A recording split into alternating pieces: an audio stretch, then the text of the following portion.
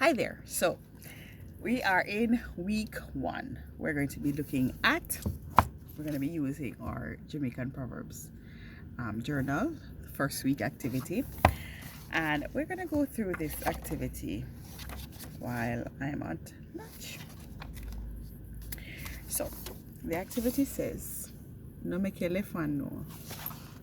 Make your left hand know right hand business. And it asks what that means.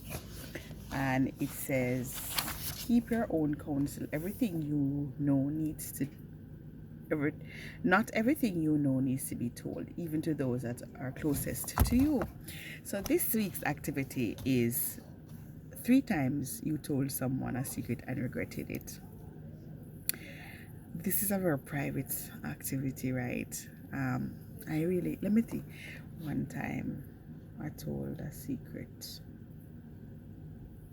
I forgot to think about that. But I would imagine if somebody told that secret that I told them, I would feel upset. And what I would do, it says, what did you do? I would want to not, I'll be very upset, I think, and not share so much. And I would have learned, and they asked, what did you learn? Not to, is not everything you need to tell people, right? And what do you do after? Well, I just would choose not to share everything. And if I rate how secretive I am, I don't think I am very secretive, really. I think I would give myself a 3 out of 5. I'm not really secretive. I am very open and talk about a lot of things. And so the challenge would be for this week, I would have to weigh what I share. Why is this important? It's important because sometimes you speak about things before it happens and it kills your blessing. You know what I mean? Sometimes you're out there and you're happy that something is going, and you think it's going to happen and it does not happen and you're disappointed.